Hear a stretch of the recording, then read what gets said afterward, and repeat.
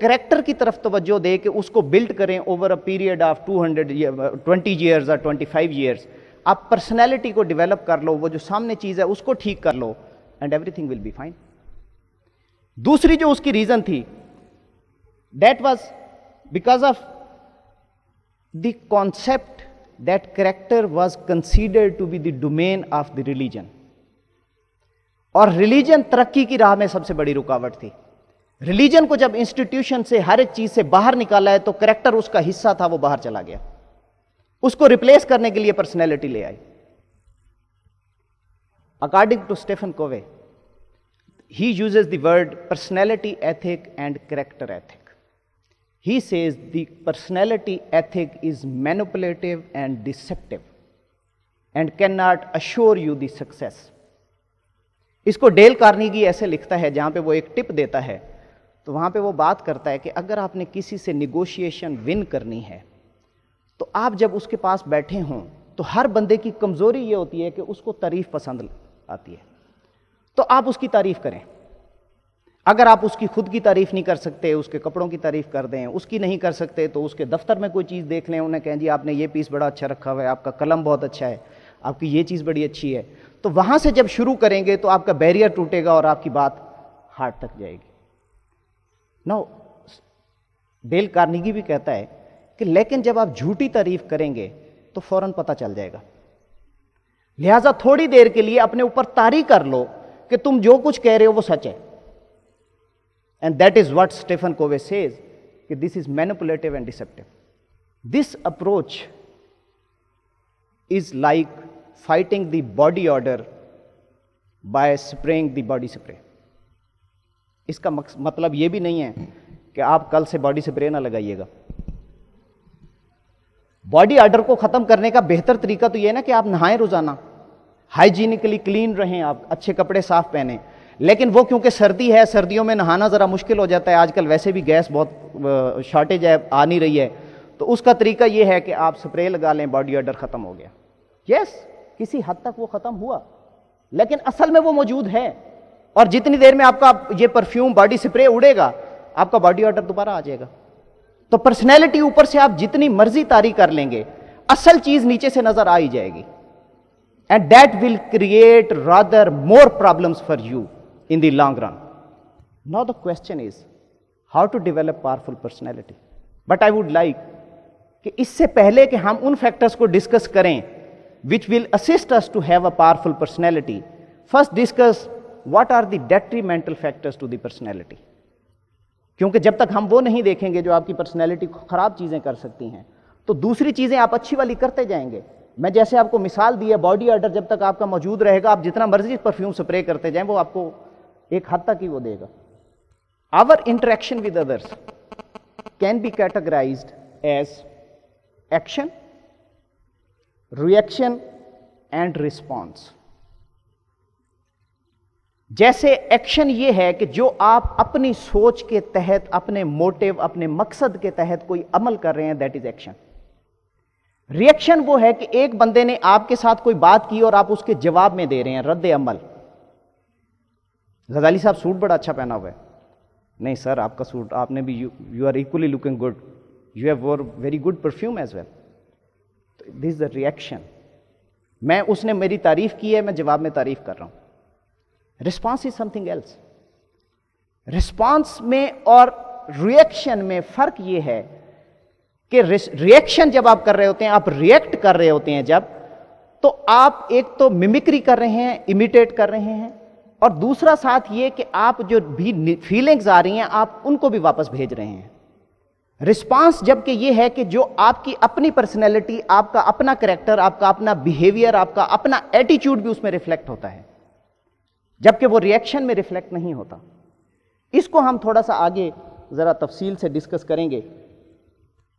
अगला एम्फेसिस जब हम देखते हैं, जब हमारा रिस्पांस हम किसी से करते हैं, जो हमारा बिहेवियर है, जो इंटरेक्शन है, वी से कि attitude plays a dominant role in that.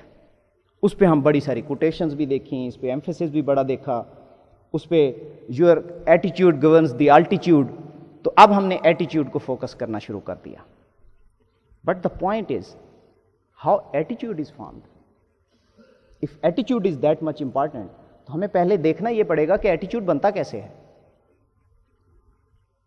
जब भी आप कोई अमल करते हैं, कोई भी अमल करने से पहले आपके जहन में एक इमेज बनता है। कुछ अमल हैं जो आप गैर इरादी तौर पे करते हैं, कुछ अमल हैं जो आप इरादतन करते हैं। चाहे आप जिस तरह से भी कर रहे हों, उसका जो सेंटर है जो उसको कंट्रोल कर रहा है, that is your nervous system and brain. Brain is connected to each and every tissue of your body through nervous system. जब मिसाल के तौर पे आपके पांव के अंगूठे के ऊपर कोई चीज चुभी और आप उधर देख भी नहीं रहे, तो आपने कोई इरादी एक्शन नहीं किया कि आप पांव को वहां से हटाएं। जितनी देर तक आपको पेन महसूस होता है, उससे पहले आपका पांव वहां से हट भी चुका होता है। रात को आपको मच्छर काटता है, आप जागे भी नहीं हैं, आपने मच्छर को फिर भी मारा। आप इरादी तौर पे कुछ नहीं कर रहे, आपका सबकॉन्शियस आपके बॉडी के हर हर हिस्से को कंट्रोल कर रहा है। और जब आप इरादी एक्शन भी करना चाहें तो उसका मरकज पहले ब्रेन है, पहले चीज वहां पे जाती है और वहां से जो concerned part of the body है उसको कमांड जाती है और मसल स्ट्रेच होते हैं, एनर्जी पहुंचती है और एक्शन हो जाता है। आपके जो नर्वस सिस्टम है जो पूरी बॉडी में स्प्रेड ओवर है, उसकी बेसिस जो है वो न्यूरॉन्स हैं, जिनकी शक्ल कुछ इस तरह से बनती है। ये न्यूरॉन्स जो हैं ये एक दूसरे से फिजिकली कनेक्टेड नहीं है। इस पॉइंट के ऊपर इनके दरमियान गैप है, और गैप जो है वो फील्ड है सिनॉप्सिस के साथ, एक लिक्विड है। दैट मीन्स कि अगर यहां से सिग्नल जो ट्रेवल करता है which is travelling at the speed of 600 feet पर सेकेंड, 600 फीट पर सेकेंड। इसीलिए आपको जब पांव के अंगूठे पे कोई चीज चुभी है तो फ्रिक्शन ऑफ सेकेंड में आपने पांव को रिट्रीव किया है। तो वो जो सिग्नल ट्रेवल करता है वो फिजिकली ट्रेवल नहीं कर रहा, it travels through the magnetic waves. Magnetic नहीं, वेव्स के जरिए ट्रेवल करता है। And waves have a frequency.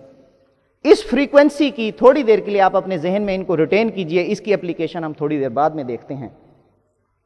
हमारी जो ये सारा आपका जो सिस्टम हो गया, ब्रेन आपको एज अ सॉफ्टवेयर जब बच्चे को दे दिया गया, जैसे आपका कंप्यूटर आपके पास मौजूद है, उसमें विंडोज इंस्टॉल नहीं हुई है, हार्ड ड्राइव मौजूद है, मॉनिटर मौजूद है, प्रोसेसर मौजूद है, सीडी रोम मौजूद है, हर चीज मौजूद है।